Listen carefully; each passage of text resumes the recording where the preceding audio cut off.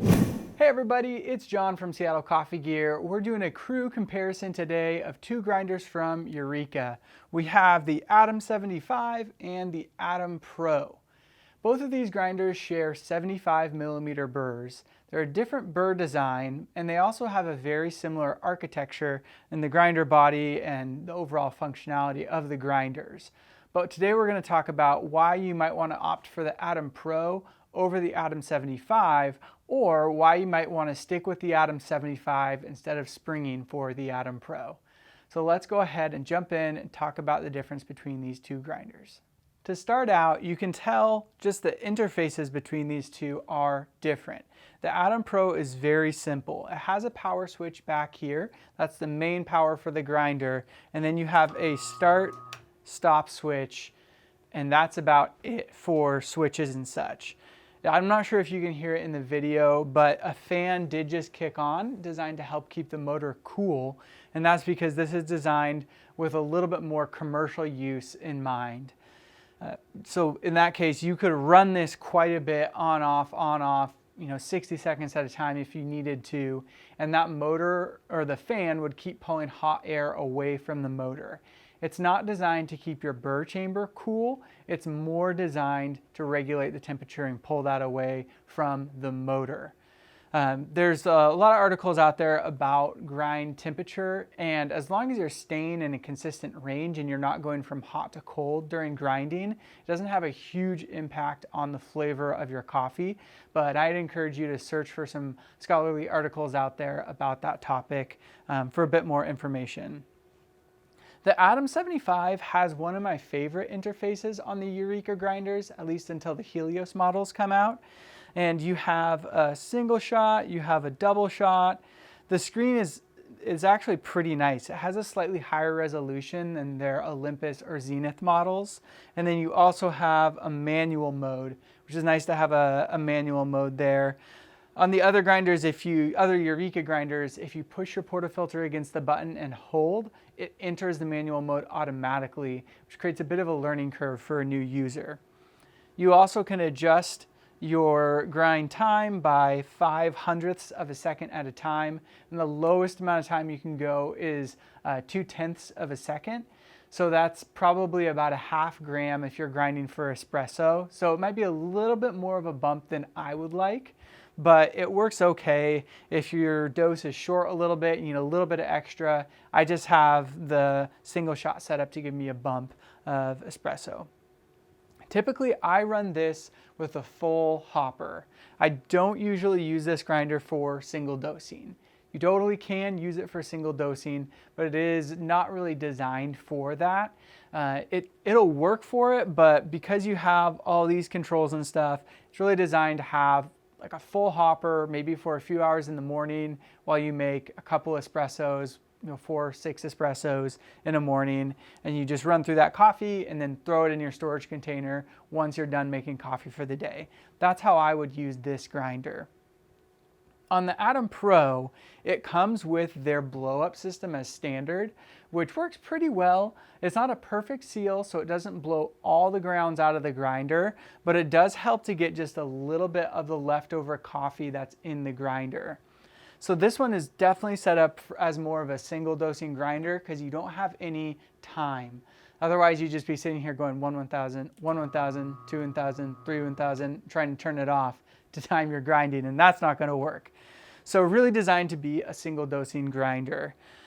It also has a larger adjustment wheel on the top here, and this is a single revolution adjustment wheel.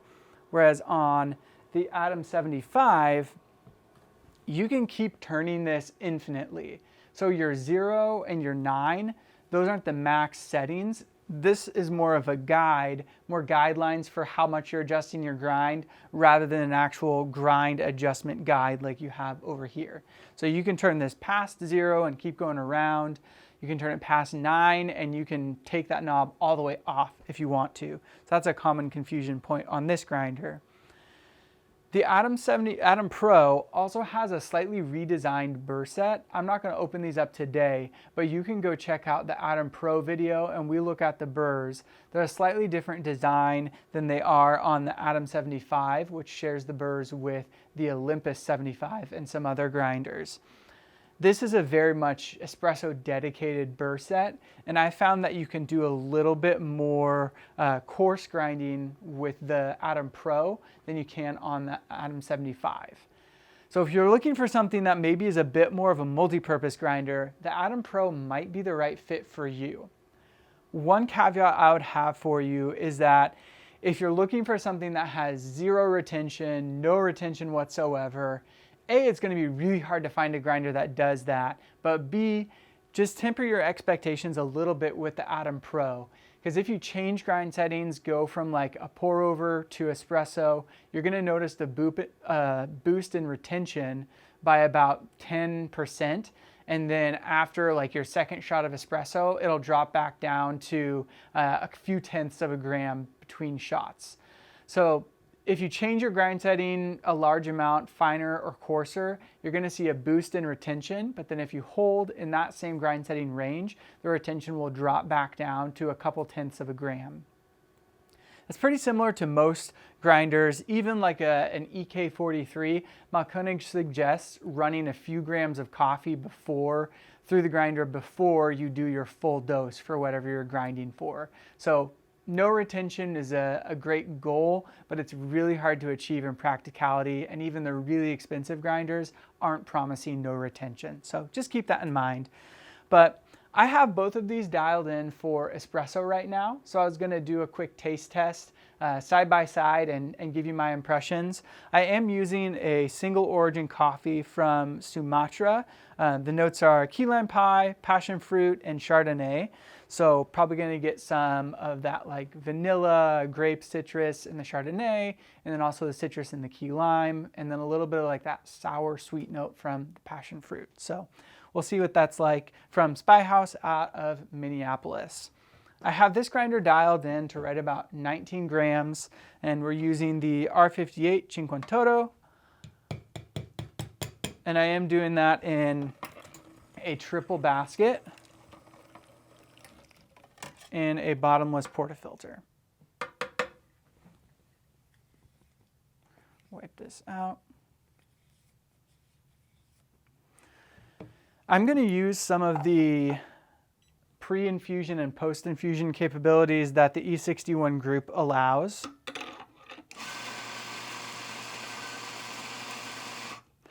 And I'm aiming for about 50 grams out. So that is 18 and a half. Let's just go ahead and run with that.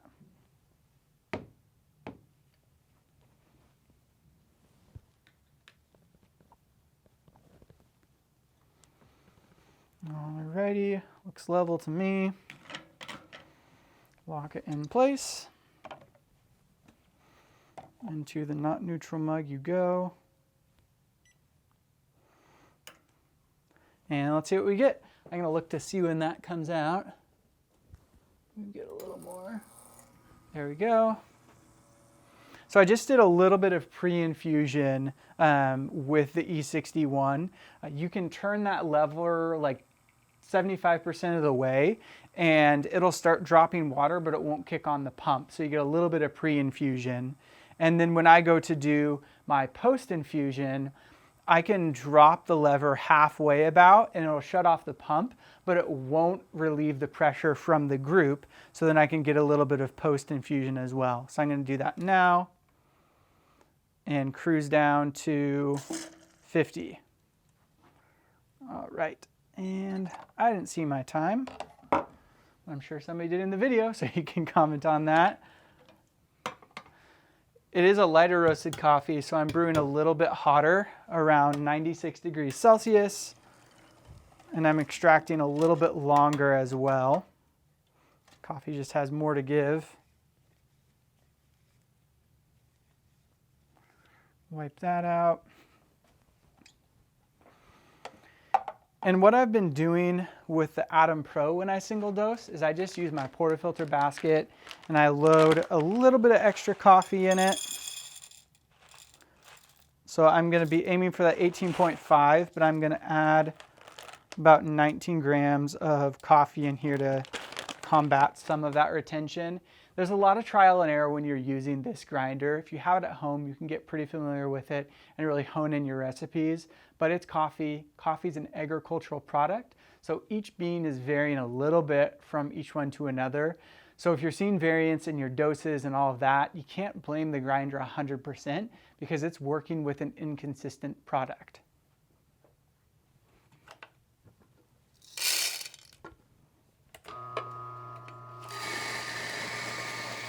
Open that up. Still got a little bit more. We'll give this a few.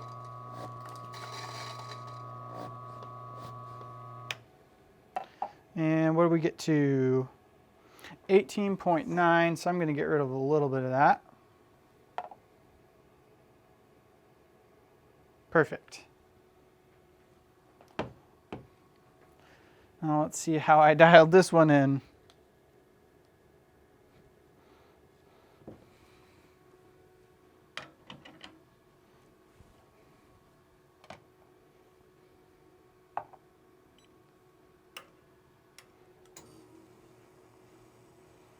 I went a little bit shorter on the pre-infusion there, so my bad. Well, that's pulling. I'm going to do a quick taste test on this one. Yeah, it looks like it's pulling quite a bit faster than this shot was, so I might have to redial that. Oh yeah, I'm definitely going to have to do some work on that, but we'll taste this.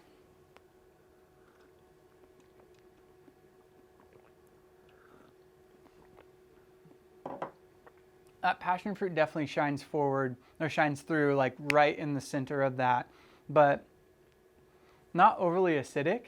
I'm really curious to see how that'll compare to the Atom Pro once I dial it in a little bit finer and try pulling another shot. So I'll run that a little bit finer and then we'll jump back over here and pull another shot.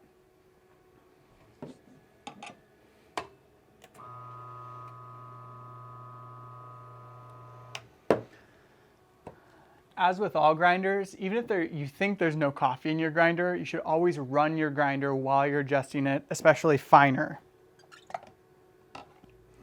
All right, now I have my espresso from the Atom Pro. I'm gonna give it a stir or two.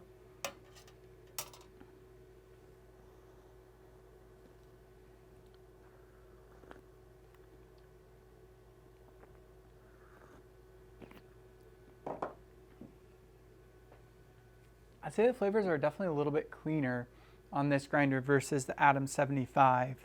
I think that redesigned Burr geometry really helps clean up a lot of the tasting notes. I noticed that same thing when I did the GS3 MP video. I had this grinder for that, and I was able to really hone in those single origin coffees. I also had this at home and used it as an espresso grinder and drip grinder at home, and it worked pretty well for both. I didn't have the best machine to pair it with, but if you have a good espresso machine, a higher end espresso machine like one of the Rockets or a La Marzocco or something like that, and you need a multi-purpose grinder, the Atom Pro might do it for you.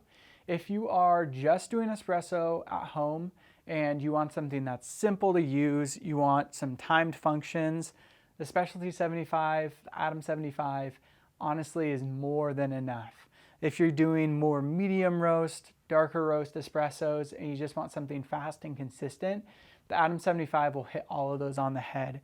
But if you really want something multi-purpose that'll pull out some more of the nuances in the coffee, then I'd say the Atom Pro would be the grinder for you. Just with the caveat that if you're going to change between grind settings, you are going to see a jump in retention until it kind of settles in. That's what I've noticed. Some of my coworkers have noticed as well. Now that we've done all this, I'll try and dial each of these into a similar drip grind setting and show you what that looks like, just so you can see the consistencies between the two. And then we'll give some final thoughts and close it out. I got these adjusted pretty much in the same range. Excuse my mess. It took quite a bit to get the Atom 75 dialed in to that grind range. But if you see here, this is the Atom Pro, and this is like about a drip coarseness. And it's actually pretty consistent for a grinder that can do awesome espresso. So Definitely a good call if you need a multi-purpose grinder with the Atom Pro, but comparing that to the Burr set on the Atom 75, you see there's like a lot of fines, but there's also a lot of boulders. So not ideal if you're trying to do, like you see right there, if you're trying to do more than one type of coffee on the Atom 75, you're probably going to be disappointed. Also because I had to sit here like turning it in 360-degree turns like 4 times until I got to the right range, and then it went too coarse, had to go back down. So it was pretty frustrating dialing that one in. But on the Atom Pro, you could totally use it like people do in a cafe, where you have like your little grind size cheat sheet that you kind of figure out over time. And you know, a 6 is a Kalita, an 8 is a Chemex. So you do have that potential with the Atom Pro. It's definitely more of an investment learning grinder than something you just pick up like an Encore or a Virtuoso, something like that. It's just in a different realm than one of those grinders. So if you're thinking about getting this as a multi-purpose grinder, you're going to have to put in a little bit of effort to learn it and to make it work, but I think it is worth it if you need a multi-purpose grinder to do different stuff and you are a coffee nerd. It's definitely not for the faint of heart or for the beginner. But you can't really go wrong with either of these for espresso. It is a little bit more work on the Atom Pro to really dial it in and to use from day to day. So if you're looking for a super easy, quick grinder in the morning, it's not the Atom Pro. It just takes more effort to use. The Atom 75, however, throw some beans in it, run it, and you're pretty much good to go for espresso. But the Atom Pro will give you a little bit more refined flavors from your espresso. I hope this review or this comparison was helpful to you. Maybe it answered some questions for you. If you have questions, please leave them down below. I'll do my best to get back to some of those. Make sure you check out our review of each of these grinders on their own if you want to see a more thorough breakdown of each grinder. And then check them out on our website as well. And please follow us across all social media, here on our YouTube, to get more of our videos, see our reviews. Thank you so much for watching. Have a good one.